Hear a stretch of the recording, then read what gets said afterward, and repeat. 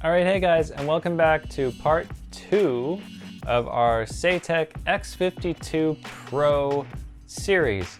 So this, as I just said, is part 2, and this is going to be the review, the full, more or less in-depth review of the X52 Pro HOTAS flight system.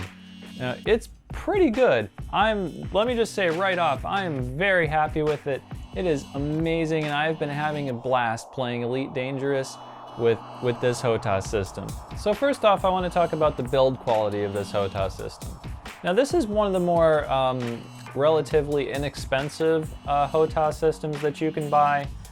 Not to say that it's cheap or anything, it's certainly not cheap by any means, but it's on the what you might consider the lower end. So it is made out of plastic, but that's not necessarily a bad thing. It feels very solid for a plastic stick and throttle. Now, the plastic is actually very smooth and textured. It doesn't feel particularly cheap or anything. It feels very solid for what it is, and it's comfortable.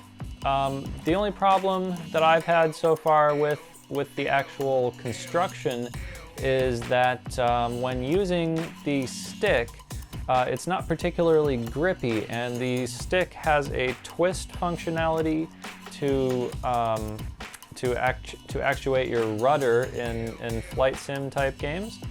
Now when you are twisting the stick, you have to clamp down with the strength of Jesus to turn this thing, and it can give you a little hand cramp, but this is really the only problem I had, and I'm actually going to have a video coming up on how to solve this problem and on a more permanent basis using something called grip tape. So we'll take a look at that later, but really that was the only issue with the build quality that I've had with this HOTAS system.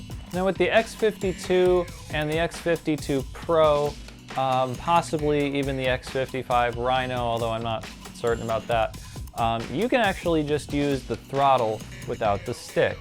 As we saw in the unboxing video, there's a cable, a serial cable, that connects the stick to the throttle, and then the throttle plugs into your PC via a USB cable. Now, you don't have to plug in the stick if you don't want to. You can actually just use any joystick. Maybe you have another stick that you prefer and you'd rather use that. Yeah, you don't actually have to use this stick at all. Do I recommend that? Well, that's really a matter of your personal preference. I like this stick very much, so do I recommend using it? Yes, but it may not be for you, but I like it. So the buttons on this HOTAS system are one of my favorite things about it. Each one is pretty unique, really. So starting with the stick, the stick has a trigger that has dual actuation points, meaning you can pull it in, you can click it in a little bit, and then you can keep going and it'll click in a second time. Now, directly in a game, this may not be mappable because it will automatically map to the first click. However, there is software for this stick that will let you basically set any button to perform any function or series of functions that you want. So we'll talk about that a little more in a minute. But moving on, on the stick there are two hat switches. There is one right in the middle, and then there is another one kind of up on the top left, where there's actually a little depression that your thumb can sit in, and it's very comfortable. And the only problem is that when your thumb is in the depression in the hat switch and you want to twist the stick to yaw at the same time, you have a large problem doing that because the stick is not grippy and you need to compress your hand, and it's hard to do that when your thumb is up here.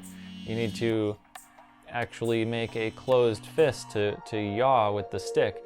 But anyways, the button itself is very nice, very easy to detect and to know which way you're moving the hat switch.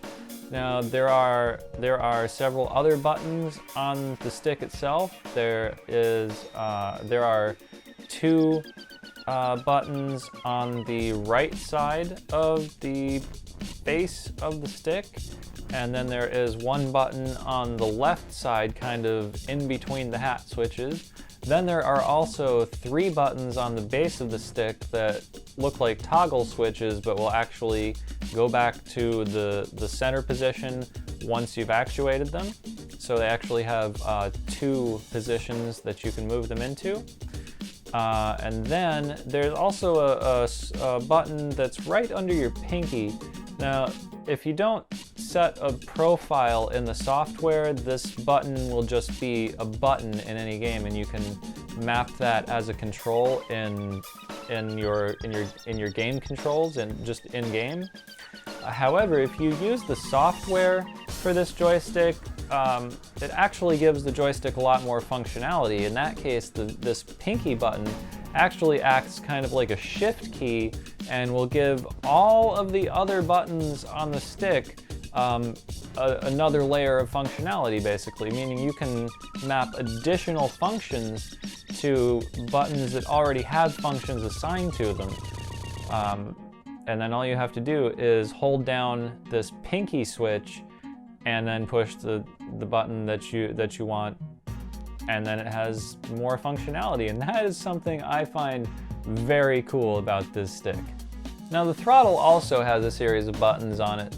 The most notable one I want to mention is that on the throttle there's actually another 8-way hat switch right under your index finger. It sits right in a very comfortable spot right under your index finger, and it's very easy to move around.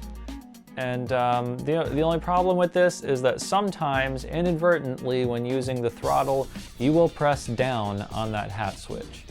There's also a scrolly wheel right next to that on the throttle. That's pretty cool. There's also a slider that sits right under your thumb on the throttle.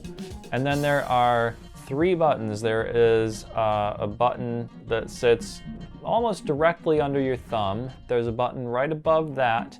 And then there is a button on the top of the throttle that you can push either with your index finger or somewhat more awkwardly with your thumb. How much force does it take to actually actuate the throttle? Well, it's variable. There is actually a tension adjustment knob on the side of the throttle that you can adjust, and you can make it require more or less force in order to push it forward and backward as you desire, basically. So if you like it to be quite loose, you can set it like that, and if you like it to be quite stiff, you can also set it to be like that. Now, sliding the throttle back and forth, you will notice that there is a little bump when you get to about 75% throttle that you can just then push past, but it is there to let you know that that is how far you have pushed the throttle forward. And there's also one when you're sliding it backward to let you know that you're at about 25% throttle. Now on the throttle, you will also find an LCD display.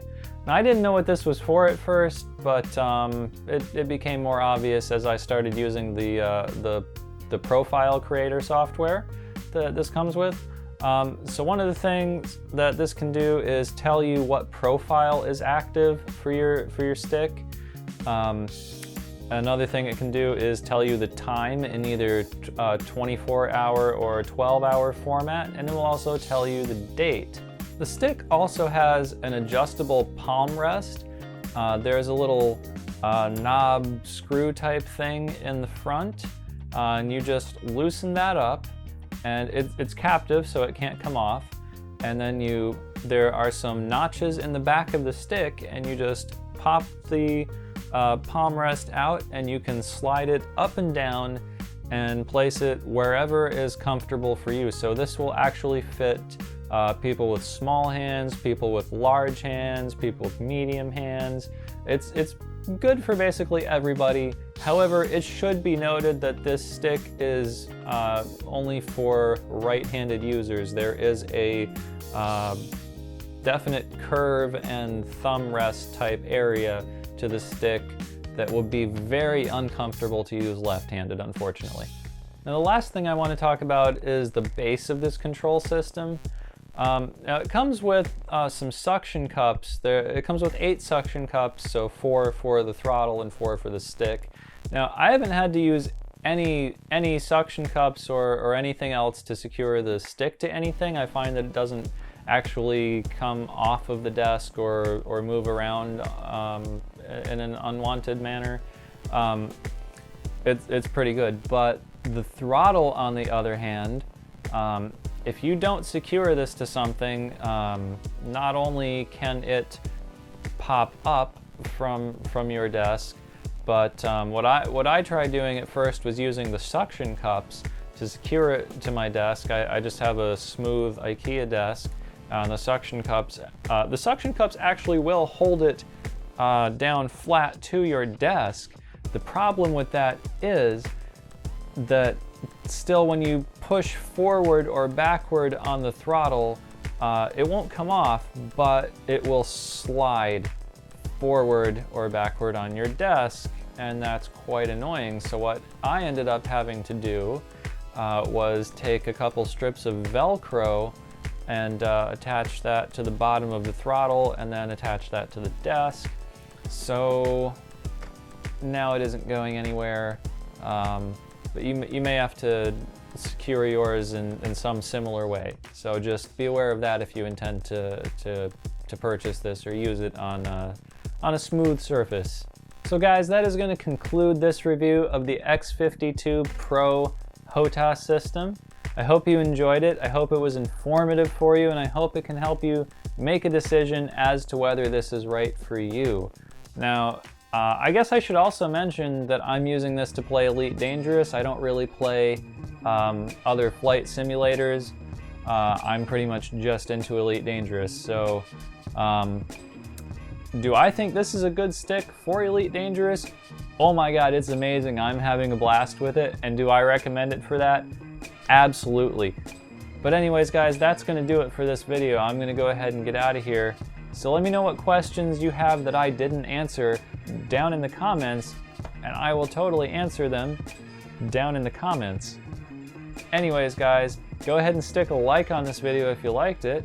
Stick a dislike on it if you thought I did a terrible job reviewing this and you just want to berate me and make me feel bad and just be a horrible person, basically. And if you want to see more content like this, go ahead and subscribe to my channel.